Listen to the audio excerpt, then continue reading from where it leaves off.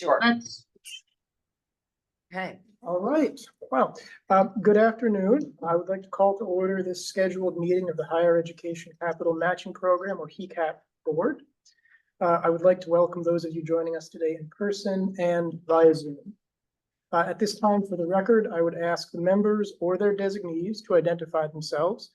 My name is Michael Smingler, representing Governor Kathy Hochul. I'm Assemblywoman Pat Fahey, representing the 109th Assembly District and also serving as Higher Education Chair in the Assembly. Thank you. Toby Stavisky, representing the 11th Senate District in Queens County. And I chair the Committee on Higher Education, and I am the appointee of the Majority Leader of the State Senate.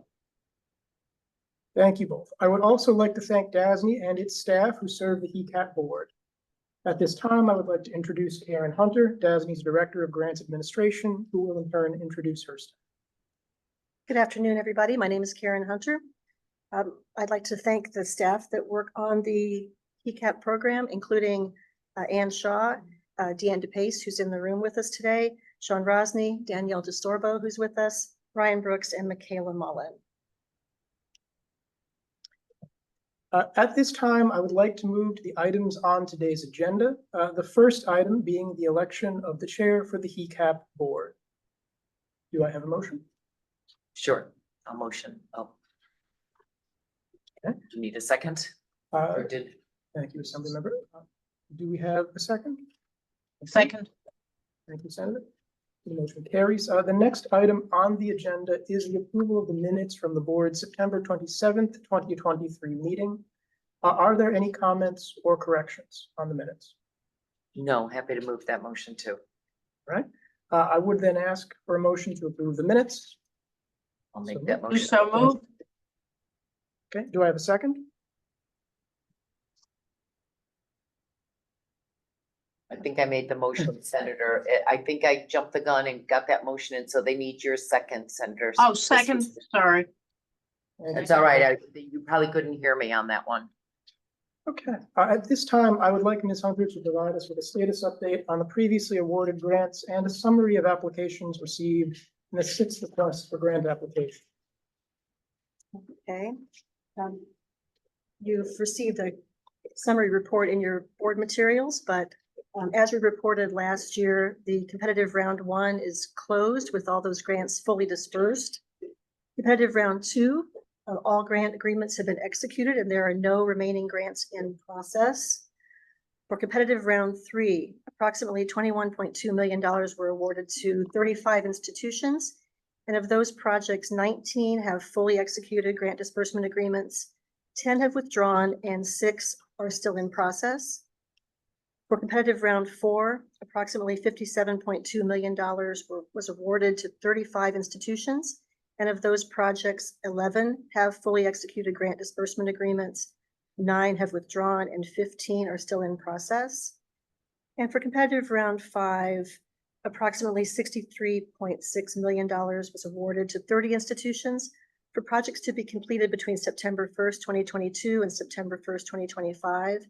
And of those projects, none have yet received a grant disbursement agreement, 1 has withdrawn, and 29 are still in process. And that brings us to our competitive round 6, which the board is considering today. We had a team of 4 DASNY grant unit staff reviewing the project applications for eligibility and financial readiness. We received 37 applications totaling $44.7 million. Applications needed to receive a minimum score of 70 to be awarded a grant, and 34 applications received the threshold 70 score. However, 1 applicant withdrew prior to today's award decisions, leaving 33 applications for consideration today, totaling $38 million. Okay. I have a question. I don't know whether you want to hold the questions until the end or. I'm happy to answer your question, Senator. Yeah, real quick. Why were the applicants, why were they withdrawn? Applicants withdraw for a variety of reasons. Sometimes it's the prevailing wage, sometimes it's the MWBE requirements, sometimes the project can't be completed in the time frame set forth in our RGA. So it's a variety of reasons, Senator. I understand we may be, and I had the same question, so thank you, Senator. I understand that we may be adjusting some of the timeline because we've lost a few over that, although I don't know what proportion were withdrawn over the reason for the timeline or the time crunch there. That's correct. We see some of the larger capital construction projects having a difficult time completing within the 3-year time frame that we previously had included in the RGA. So we're trying to address that with the upcoming round that you'll be approving, extending that period to 5 years. We're hoping that will be helpful and allowing those projects to be completed within the designated time period. Okay, so for this round 7, then, instead of a 3-year time frame, they will have 5 years to complete the award. That's correct. Okay, and do you have any sense of how many that will help? Is that given you mentioned the prevailing wage, you mentioned some of the MWBE? We don't really know, but we can take a look at past history and get back to you on that. Yes. I think every round is different, but we can take a look at the prior reasons for withdrawal. Well, this does seem like a positive change, especially given some of the supply shortages over the last year, staffing shortages and that nature. I do think that this makes sense. As much as we want things going out the door, it's good to give some flexibility. Yes, I totally agree with the Assemblywoman. I think that's a positive step. Can you give us a breakdown of the reasons, particularly were any of them withdrawn because they couldn't meet the requirement of the 3-to-1 match? I believe so. I don't think that's been an issue for the withdrawals. I don't think so either, but I wanted to make sure that that was not the case. One thing that we do in our scoring review, we review the financial viability of each project. And so if something came in without the evidence of a match, it wouldn't score as well and might not make the scoring threshold. And let me ask one follow-up question. Of those that have been withdrawn, have any of them reapplied for the 2024 matching program? Yes, they have. And I think that's where we've encouraged actual applicants, if they know that their previously approved project for a round is not going to make it, we encourage them to consider coming in with the next round. That's really the purpose of what I'm at, and perhaps remediate some of their issues. If you could give us a breakdown at a future date, I think that would be helpful. Certainly. Great. We are good to proceed then. The next item of business is a resolution to award HECap grants to the institutions set forth in the resolution before the members for their consideration. Are there any questions regarding the resolution? Oh, good. Are these the ground rules for the future? Senator, this is the round 6 awards. The round 7 RGA process is the next resolution. Okay.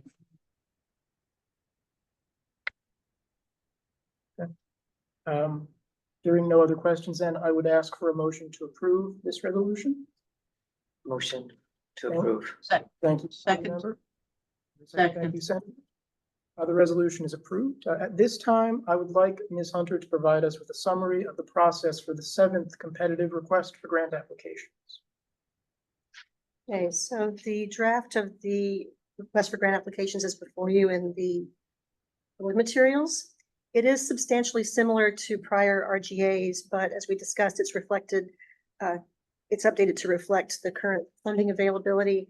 And we've made those changes to add some additional flexibility. The first is that we have changed the language to read no less than 56 million rather than an up to amount that we previously had included. This will provide us the flexibility to offer all available HECap funds under the funding round, including any withdrawals that occur after the RGA is released, but prior to awards. And the amount that we're offering in the draft includes the current appropriation of 40 million plus amounts from other rounds that have rolled forward as a result of excess appropriation amounts, withdrawals to date, and grantees have not utilized the full amount of their award. And as I said, the the language, the up to, or the no less than 56 million flexibility gives us the ability to recapture funds going forward until we make those awards. And we've also extended the term to 5 years to accommodate the larger construction projects that appear to have a more difficult time meeting the 3-year timeframe that we've included in prior rounds. So the resolution before you addresses those issues and offers up the next round for your consideration. I'm happy to answer any other questions that you might have. There was a college that I understand fell short last year of the 70 points and they fell short again this year. And I'm not remembering which one. Was there one in particular that has fallen short a couple of years in a row? That was PACE. Peace. And last year we did have a debriefing with them, Okay, and we're happy to have debriefings with any of the colleges that fall short in this round. okay. That one seemed odd that twice fell short. Okay. Wait, whoops.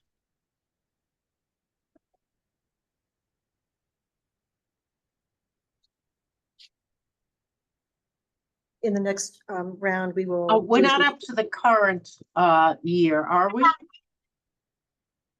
Now on round 7. Well, the next resolution that we would consider is a resolution for the current year's funding, the Okay, at least 56 million that Ms. Hunter mentioned. Which is round 7. That's going to Yes, be that the, is correct. yes, yeah, it is so Okay. confusing, these rounds straight because of the overlap.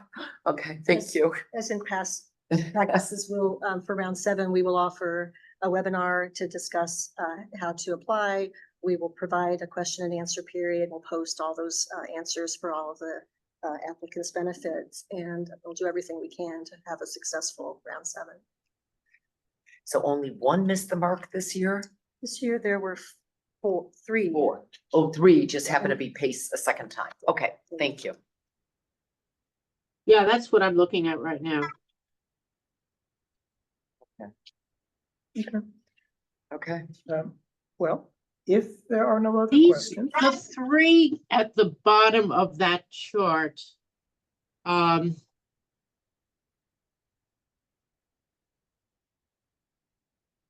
Hobart and William Smith, Marist and Pace, it looks like. Why what happened here? We'd be happy to give you some, details on the scoring. I think that, they have to achieve a threshold score of 70. So all of our scores reviewed the materials for completeness. And I think that those 3 just didn't happen to score enough points to make the cut.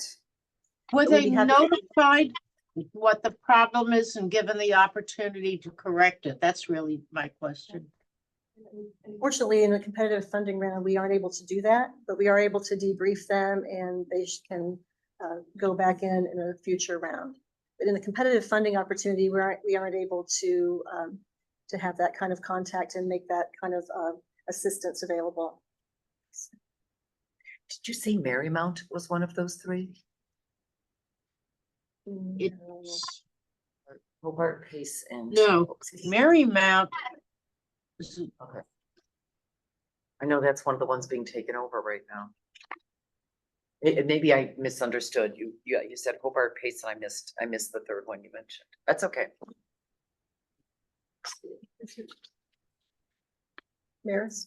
Marist, okay, I misheard. Thank you. No, it's Hobart, William Smith, Marist, and Pace. William Smith, that was the other, okay. That's all I'm asking, is that, were they given the opportunity to remedy whatever the deficiency was? Again, we'll be happy to set up debriefings with all of Okay. them and. No rush, I mean, if we're going to, just asking that as a question for the future, really. We ought to think Yeah. about alerting them that they have to make changes or review their application. Right, and again, in the competitive opportunity, we aren't able to do that while the opportunity is open. But after we have made award decisions, we can debrief them on how their applicant was deficient and what they might do to improve in the future. Okay, thank you. okay. Then the next item of business is to adopt the 7th request for grant applications and the process. Are there any further questions on the resolution? I have one or two. All right.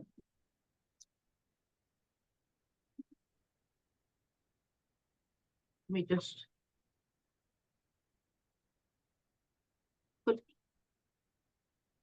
Oh, Marymount was one I had. That's my mistake. It was Marist.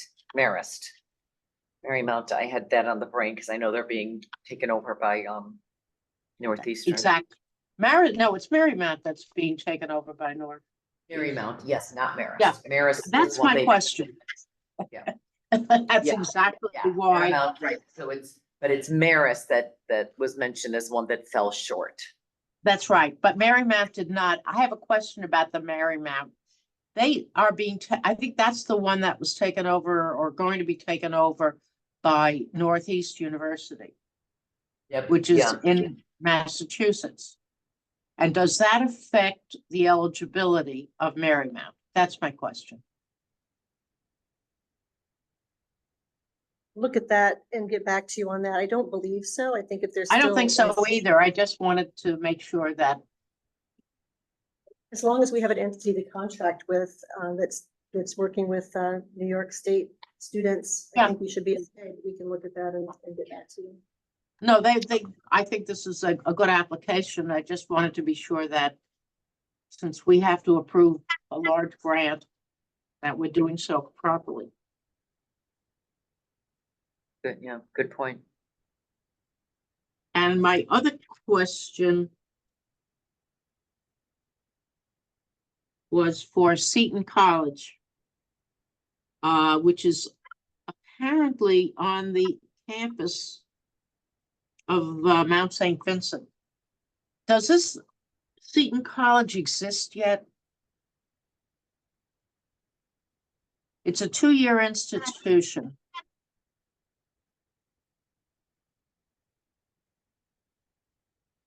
I'd have to get back to you on that, Senator. I don't know. Yeah, know I that- think we ought to go ahead and approve it. I don't want to hold anything up. It's just that I think it's a question for the record in case anybody challenges it.